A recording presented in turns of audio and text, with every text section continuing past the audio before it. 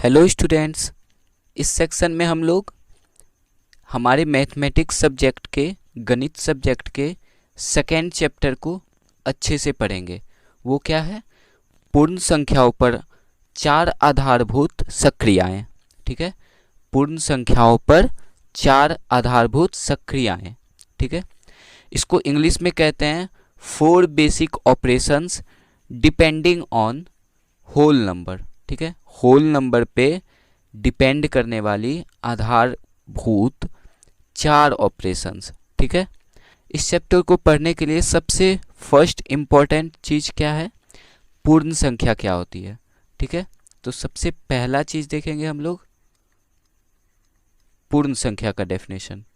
ठीक है, पिछली कक्षा में मैंने इसे पढ़ाया था, इसको मैं फिर से एक बार दोहरा देता हूँ। इसका डेफिनेशन लिख लेते हैं, फिर मैं इसको एक्सप्लेन कर दूंगा। पूर्ण संख्याओं को इंग्लिश में होल नंबर्स कहते हैं। ठीक है, ये क्या होता है? प्राकृतिक संख्याओं के समूह में शून्य को शामिल कर लेने पर बने नए समूह को पूर्ण संख्याओं का समूह कहते हैं। ठीक है, इसका एग्जाम्पल से अच्छे से समझते हैं। सबसे पहले प्राकृतिक संख्या क्या होती है? 1 से लेके 2, 3, 4, 5। ठीक है, ये कहाँ तक? अनंत तक जाएगी। ठीक है, ये क्या होती है? प्राकृतिक संख्या। इसमें अगर हम शून्य को सम्मिलित कर लेते हैं, ठीक है, इस समूह में अगर हम शून्य को भी सम्मिलित कर लेते हैं तो यह समूह, नए समूह को पूर्ण संख्याओं का समूह कहते हैं। ठीक है, या पूर्ण संख्या कहते हैं। ठीक है, अब नेक्स्ट पेज पे चलते हैं। हमने पूर्ण संख्याओं को समझ लिया। ठीक है, अब देखिए, पूर्ण संख्याएं निम्नलिखित चार नियमों को पूर्णतः संतुष्ट करती हैं। ठीक है, पूर्ण संख्याएं ऐसे चार नियम हैं जिन पर खरा उतरती है या जिनको पूर्णतः संतुष्ट करती है, उनको जो रूल मानती है। ठीक है, चार नियमों को यह मानती है। उसमें से पहला लॉ है, पहला नियम है संवरक या पर्याप्तता का नियम। ठीक है, संवरक या पर्याप्तता। ठीक है, इसको इंग्लिश में क्या कहते हैं? Closure law. ठीक है, अब इसको समझते हैं। पहले इसका डेफिनेशन लिख लेते हैं, फिर मैं इसको एक्सप्लेन कर दूंगा। ठीक है, यहाँ पे सबसे पहले देखते हैं कि संवरक या पर्याप्तता का नियम, ठीक है, क्या होता है। तो यहाँ सबसे पहले इस वर्ड का मतलब क्या होता है? पर्याप्तता। ठीक है, उसका मतलब क्या होता है? इसका मतलब होता है प्राप्त। ठीक है, इसका मतलब होता है प्राप्त या किसी चीज़ को हासिल करना। ठीक है, जो हासिल होता है। ठीक है, यहाँ क्या होता है? सबसे पहले नियम देख लेते हैं। नियम क्या है? किसी दो पूर्ण संख्याओं का जोड़ और गुणनफल। ठीक है, एक क्या है? जोड़ है, प्लस साइन है, एक गुणनफल मतलब गुना है। ठीक है, जोड़ और गुणनफल एक पूर्ण संख्या होती है। मतलब कह रहा है कि यदि दो पूर्ण संख्याओं को हम जोड़ेंगे या उसका गुना करेंगे तो हमें जो संख्या प्राप्त होगी फिर वह पूर्ण संख्या ही होगी। ठीक है, एग्जाम्पल देख लेते हैं। जैसे 6 एक पूर्ण संख्या है प्लस 4 एक पूर्ण संख्या है। ठीक है, तो इसका हमें प्राप्त क्या होगी? 10। ठीक है, सम हमें क्या प्राप्त होगी? 10। ये भी क्या है? एक पूर्ण संख्या है, क्योंकि पूर्ण संख्या कहाँ से कहाँ तक होती है? 0 से लेके अनंत तक होती है। ठीक है, उसके बीच में ही 10 आता है, तो ये भी एक पूर्ण संख्या है। और एक गुना का एग्जाम्पल देख लेते हैं। जैसे 6 गुना 4 है। ठीक है, ये कितना होगा? 24 होगा। ठीक है, यहाँ 6 भी पूर्ण संख्या है, 4 भी पूर्ण संख्या है और 24 भी पूर्ण संख्या है, क्योंकि ये 0 से बड़ा है। ठीक है, या 0 भी हो सकता है पूर्ण संख्या। ठीक, ये 24 0 से अनंत के बीच में आता है, इसलिए यह क्या है? पूर्ण संख्या है। ठीक है, अब देखिए इसका लिमिटेशन या सीमा बोल सकते हैं आप। पहले समझते हैं सीमा क्या होती है या लिमिटेशन क्या होता है। जैसे आप अपने घर के आसपास एक बाउंड्री, घेरा लगा देते हो, वह क्या होती है? एक सीमा होती है, लिमिटेशन होती है कि कोई भी बाहर का आदमी आपके सीमा के अंदर, आपके बाउंड्री के अंदर घुस नहीं सकता। उसी प्रकार यह नियम, ठीक है, केवल प्लस और गुना पे अप्लीकेबल होगा। इसके लिमिटेशन क्या होंगे? यह नियम प्लस और गुना के अलावा और किसी पे अप्लाई नहीं हो सकता, उस पे लागू नहीं हो सकता है। जैसे इसको पढ़ते हैं, यह नियम केवल जोड़ और गुणन क्रियाओं को संतुष्ट करती है, ठीक है। यह केवल जोड़ और गुना पे ही लागू होती है, ठीक है, किंतु घटाव और भाग की क्रियाओं के लिए यह नियम पर्याप्त नहीं है, ठीक है। क्या बोल रहा है? घटाव या माइनस पे और भागा डिवीजन पे ये रूल अप्लाई नहीं होता है। देखते हैं क्यों नहीं होता है, इसका एग्जाम्पल से समझते हैं, ठीक है। क्यों नहीं होता है इसका एग्जाम्पल से समझते हैं। मान लो जैसे कोई संख्या 4 है, ठीक है, उसका हम घटाव किए किस में? 5 में, तो हमें प्राप्त संख्या कितनी होगी? -1, क्योंकि 4 छोटा है 5 बड़ा है, ठीक है, तो -1 आएगा। अब देखिए पूर्णांक संख्या कहाँ से कहाँ तक होता है? 0 से लेके अनंत तक, ठीक है, अनंत तक। और -1 किधर आता है? 0 के लेफ्ट साइड आता है, ठीक है। तो ये क्या होगा? पूर्ण संख्या नहीं होगा, क्योंकि पूर्ण संख्या 0 से लेके अनंत तक होती है, ठीक है, 0 से लेके अनंत तक होती है। और -1 कहाँ आ गया? इसके बाहर आ गया, ठीक है, तो ये पूर्ण संख्या नहीं होगा। इसका मतलब माइनस जो है वो इस नियम को अप्लाई नहीं करता है, ठीक है। वैसे ही भागा का देखते हैं, ठीक है। 4 को अगर भाग करेंगे हम 8 से, ठीक है, तो ये क्या निकल जाएगा? 4/8, ठीक है। ये क्या हो जाएगा? 4 1 और ये 2, तो 1/2 हो जाएगा, ठीक है। अब देखिए 1/2 क्या होल नंबर है? 1 2 3 4 5 6, इस दोनों के बीच, इस सब के बीच में 1/2 नहीं आता है। 1/2 क्या होता है? अंश होता है, ठीक है। वो किसके बीच में आता है? 1 और 2 के बीच में आता है। लेकिन होल नंबर क्या कहता है? 1 एक संख्या है, 2 एक संख्या है, इसके बीच में होल नंबर नहीं देखता है कुछ, ठीक है। इसके बीच 1/2 हो, 1/4 हो, कोई भी संख्या को होल नंबर कंसीडर नहीं करता है अपने में, ठीक है। इसलिए 1/2 एक होल नंबर नहीं होगा, ठीक है। तो यहाँ पे क्या हुआ? भागा भी इस नियम को अप्लाई नहीं करता है, इस नियम को मानता नहीं है, ठीक है। ये इसके लिमिटेशंस हो गए। अब नेक्स्ट पेज में हम देखेंगे कुछ क्वेश्चंस, ठीक है, जिससे इसका कॉन्सेप्ट आपको और इजी लगेगा, ठीक है। तो यहाँ पे इस क्वेश्चन को देखते हैं। दो पूर्ण संख्याएं 20 और 45 हैं, ठीक है। 20 भी पूर्ण संख्या है, 45 भी पूर्ण संख्या है, तो इनका गुणनफल कौन सी संख्या होगी, ठीक है। देखिए अभी हमने क्या पढ़ा था? संवरक या पर्याप्तता का नियम, ठीक है।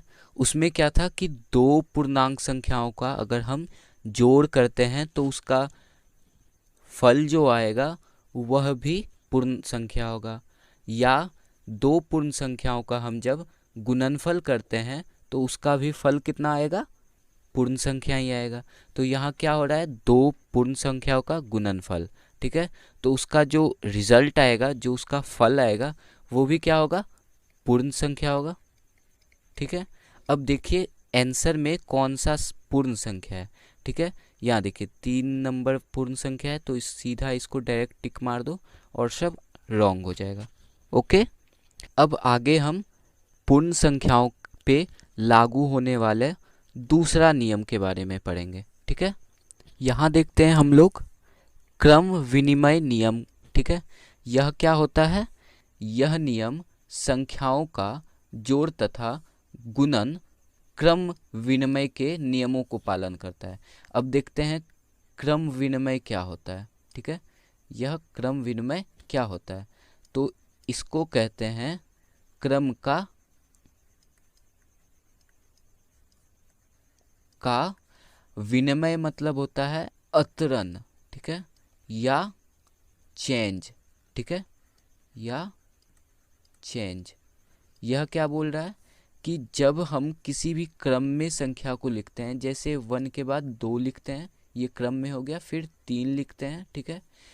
क्रम विनिमय नियम होता है कि क्रमों का चेंज, क्रम को चेंज कर देना, उल्टा कर देना, ठीक है। जैसे 1 2 3 लिख रहे हैं तो इसको क्या लिखेंगे 3 2 1, ठीक है। ये सिंपल है, आपको बस याद रखना है कि विनिमय का मतलब क्या होता है, ठीक है। विनिमय से क्या होता है कि क्रम जो होते हैं वो उलट जाते हैं, ठीक है। जैसे एग्जाम्पल ले सकते हैं, ठीक है। जोड़ के लिए यह नियम अलग होता है, जोड़ के लिए इस नियम को इस एग्जाम्पल द्वारा दिखाते हैं कैसे शो होता है। जैसे 3 + 5 है, ठीक है, तो क्रम विनिमय नियम से 5 + 3 हो जाएगा, ठीक है। लेकिन इसके वैल्यू में इसका मान जो होता है 5 + 3 में कोई भी बदलाव नहीं आता है, ठीक है। जैसे 3 + 5 बराबर कितना होता है 8 होता है, ठीक है। वैसे ही 5 + 3 बराबर क्या होता है 8 होता है, ठीक है। देखिए इसके क्रम को विनिमय करने पर भी, चेंज करने पे भी इसकी वैल्यू नहीं बदलनी चाहिए, ठीक है। वैसे ही गुना के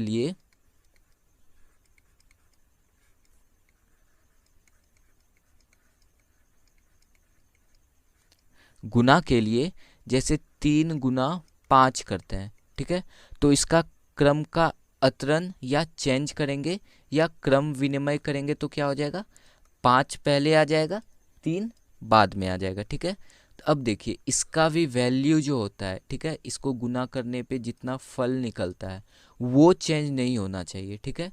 5 × 3 कितना होता है 15 होता है, ठीक है। 5 × 3 ये भी क्या होता है 15 होता है, ठीक है। अब देखिए इसका भी एक लिमिटेशन है या सीमा है कि यह नियम भी माइनस या भागा के साथ यूज नहीं होता है। क्यों नहीं होता है, जैसे इसका भी एक एग्जाम्पल देख लेते हैं, ठीक है। जैसे 5 - 2 करोगे, ठीक है, तो क्या आएगा क्रम विनिमय इस पे लागू करोगे तो क्या हो जाएगा 2 - 5 हो जाएगा, 2 घटाओ 5 हो जाएगा, ठीक है। तो अब इसकी वैल्यू देखो क्या है, इसका वैल्यू क्या आ जाता है 3 आ जाता है। अब इसका वैल्यू क्या आ जाएगा -3 आ जाएगा। देखिए माइनस क्यों आता है, ठीक है, जब भी किसी छोटे संख्या में बड़े संख्या को घटाते हो तो देखो वो संख्या कितना 5 जो है 2 से कितना ज़्यादा है 3 ज़्यादा है, तो यहाँ 3 लिख दो, या इसको यूं भी लिख सकते हो, ठीक है। 5 में 2 घटा दो, ठीक है, जो भी संख्या आएगी उस पर माइनस बैठा दो, ठीक है। अगर जो किसी छोटे संख्या में बड़े संख्या को घटा रहे हो तो सिंपली 5 में 2 घटा दो, जो भी संख्या आए उस पर माइनस वैल्यू दे दो, ठीक है। जैसे यहाँ पे 2 में 5 घटाए तो 5 में 2 घटा के 3 लिख दो, और यहाँ पे क्या लिख दो माइनस साइन दे दो। देखो यहाँ पे 3 है और यहाँ -3 है, दोनों का वैल्यू अलग हो जाता है क्योंकि ये एक पॉजिटिव नंबर है, +3 कुछ नहीं होता है किसी नंबर के सामने, तो क्या होता है प्लस होता है, ठीक है।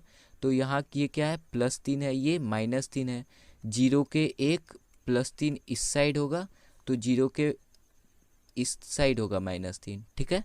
अब देखिए ये माइनस का तो अप्लीकेबल नहीं होता है, अब देखिए भागा में अप्लीकेबल होता है क्या, देखते हैं 4/2, ठीक है, बराबर अगर जो क्रम विनिमय लगाएंगे तो क्या हो जाएगा 2/4।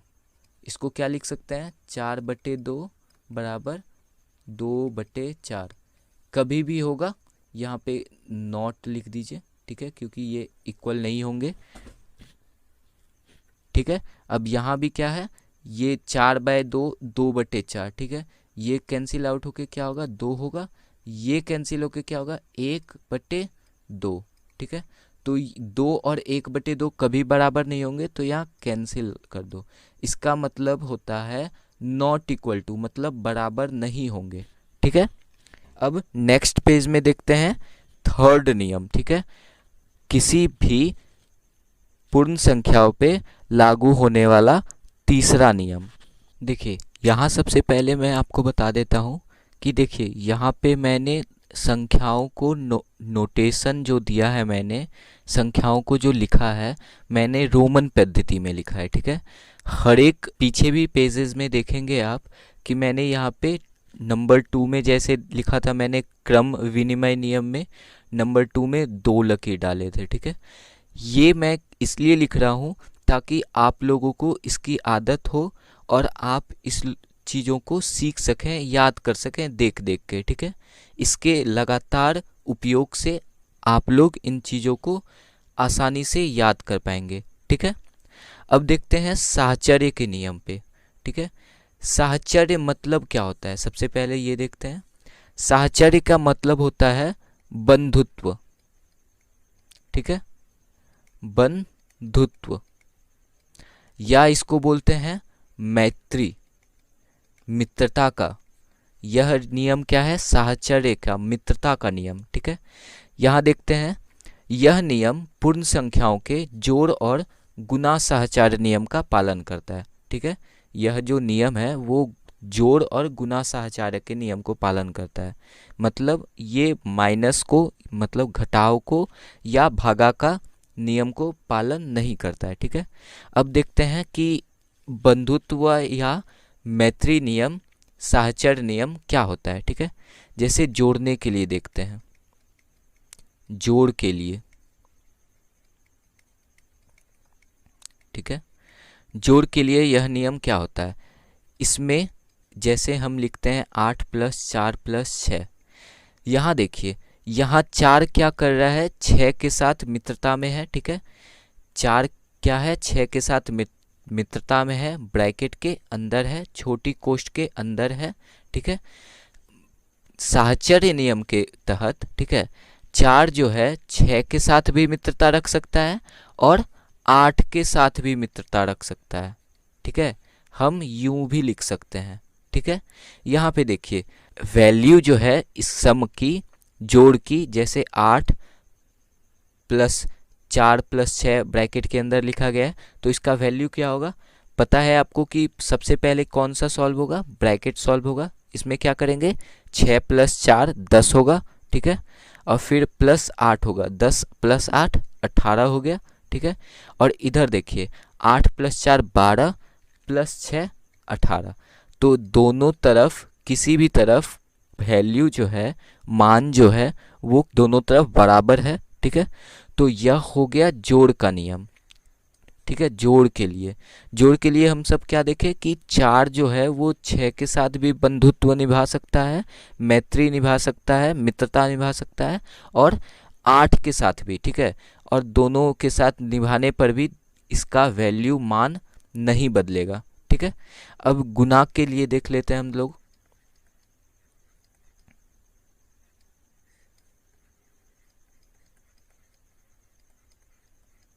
ठीक है, गुना के लिए जैसे देखते हैं 8 × 4 × 9, ठीक है।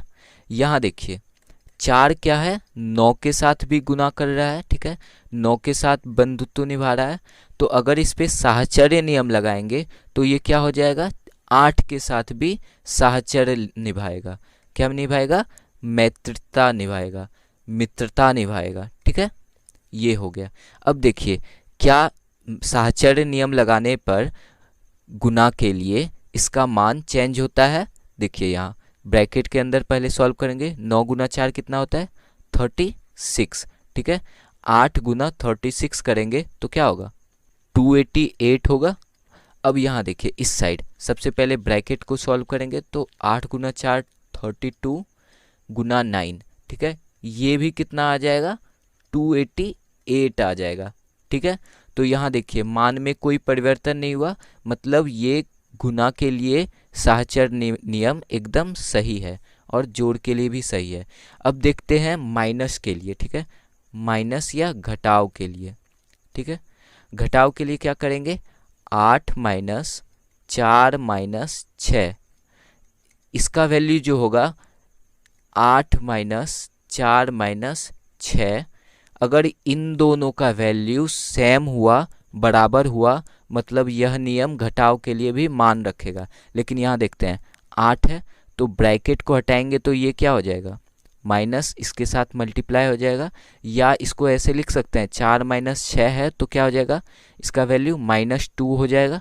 अब ब्रैकेट जब हटाएंगे तो माइनस गुना माइनस, ठीक है, घटाओ गुना घटाओ क्या हो जाएगा, प्लस हो जाएगा, माइनस गुना माइनस प्लस हो जाता है, ठीक है। तो इसका मान कितना निकल गया, 10 निकल गया। अब इस साइड देखते हैं, 8 में 4 जाने पे कितना बचता है, 4 बचता है। अब 4 में 6 माइनस होगा तो क्या होगा, -2। 10 कभी भी -2 के बराबर होगा, नहीं होगा, ठीक है। तो ये रूल नहीं अप्लाई होता है, ठीक है, साहचर्य नियम घटाव के लिए नहीं माना जाता है, ठीक है। अब इसको भाग के लिए देख लेते हैं, ठीक है। भाग में क्या होता है, 8 भागा 4 भागा 6, ठीक है। और क्या लिखेंगे, 8 भागा 4 भागा 6। तो सबसे पहले ब्रैकेट को सॉल्व करेंगे तो क्या हो जाएगा, 4/6। इसका वैल्यू क्या होगा, 2 से इसको काटिए 2 बार में कटेगा, इसको 2 से काटिए 3 बार में कटेगा, तो 8 भागा 2/3, 2/3। इसको क्या लिख सकते हैं, 8 गुना 3/2। आप पढ़ेंगे आगे भिन्न में कि इस भागा को जब सॉल्व करते हैं हम, तो जो बटा में नंबर होता है, भिन्न के रूप में नंबर होता है, वो उल्टा हो जाता है, ठीक है। तो यहाँ 8 गुना 3/2 हो गया, तो 2 से 8 को कितने 4 बार में काट सकते हो, फिर 4 गुना 3 कितना हो जाएगा, 12 हो जाएगा, ठीक है। अब इसमें देखो 8 भागा 4 क्या हो जाएगा, 8/4, काटोगे तो कितना 2 बचेगा, भागा 6, तो 2 से 6 को भागा देखो तो कितना होगा, 2/6 बराबर, इसको 2 1 2 और 2 3 6, ठीक है। तो 1/3 हो जाएगा। इसमें कितना निकला मान, 12 निकला, इसमें कितना निकला 1/3। ये कभी भी इक्वल होगा, नहीं होगा इक्वल, तो ये भागा के लिए साहचर्य नियम अप्लाई नहीं होगा, ठीक है, समझ में आ गया। अब नेक्स्ट रूल देखते हैं, नेक्स्ट नियम देखते हैं, बंटन नियम। देखिए यहाँ पे भी मैंने क्या लिखा है, 4 को कैसे लिखा है, 5 के पीछे एक v के पीछे एक i लगा दिया। मैंने आपको रोमन के नियम में बताया था, ठीक है, कि किसी भी बड़े संख्या के पीछे अगर छोटी संख्या लिखी जाए रोमन लिपि में, तो वो क्या हो जाती है, बड़े संख्या से माइनस हो जाती है। तो v का मान क्या होता था, 5 होता था, और i का मान क्या होता था, 1 होता था। ये क्या हो जाएगा, 4 हो जाएगा, ठीक है। अब देखिए बंटन नियम, ठीक है। सबसे पहले देख लेते हैं बंटन का मतलब क्या होता है, बांटना, ठीक है। बंटन का मतलब क्या होता है, बांटना, बांटने का नियम। जैसे पूर्ण संख्याएं बंटन के नियम का पालन करती हैं, ठीक है। इसमें क्या होता है, इसमें गुना और जोड़ को एक साथ कर उन पे वितरण का नियम लगाया जाता है। वितरण क्या होता है, बंटन या बांटना, ठीक है। बांटना को ही वितरण कहते हैं। जैसे चावल वितरित कर रहे हो या बांट रहे हो गरीबों में, ठीक है, दोनों का मतलब एक ही हुआ, ठीक है। देखिए अब इसका एग्जाम्पल ले लेते हैं। जैसे 2 गुना 3 + 5, ठीक है। बंटन नियम क्या कहता है कि यह जो 2 है वो यह 3 + 5 में वितरित हो जाएगा, ठीक है। यहाँ देख रहे हो वितरण का नियम लगाएगा, ठीक है। 2 जो है ये 3 और 5 में वितरित हो जाएगा। कैसे होगा, गुना रहेगा तभी वितरित होगा, यह याद रखिएगा, ठीक है। 2 गुना 3 हो जाएगा, और यह पॉजिटिव का जो साइन है, प्लस का जो साइन है, वो हूबहू रह जाएगा, और यहाँ क्या हो जाएगा, 2 गुना 5 हो जाएगा, ठीक है। इसको अच्छे से समझिए। 2 अगर गुना है किसी संख्या में 3 + 5 में, तो यह क्या हो जाएगा, वितरित हो जाएगा 3 और 5 दोनों के साथ। कैसे, 2 गुना 3 हो जाएगा, ठीक है, और प्लस का साइन वहाँ रह जाएगा जहाँ था पहले, और 2 गुना 5 हो जाएगा। इसका और एक एग्जाम्पल ले सकते हैं, ठीक है। 4 गुना 1 + 2, ठीक है। इसको सबसे पहले पॉज करके आप लिख लो, फिर मैं लिख देता हूँ, ठीक है। 4 गुना 1 + 2, ठीक है। यहाँ पे क्या होगा, 4 क्या होगा, 1 के साथ भी वितरण होगा, ठीक है, बांटना जिसको बोलते हैं। 4 जो है 1 के साथ भी होगा, 4 2 के साथ भी आएगा, ठीक है। तो क्या होगा, 4 1 और 2 में वितरित हो जाएगा। जैसे 4 गुना 1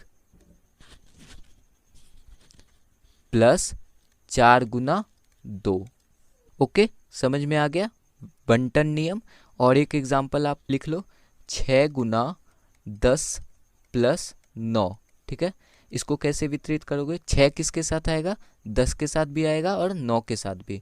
तो 6 गुना 10, बीच में कौन सा साइन है, पॉजिटिव है, तो पॉजिटिव रख के फिर क्या करेंगे, 9 गुना 6 कर देंगे।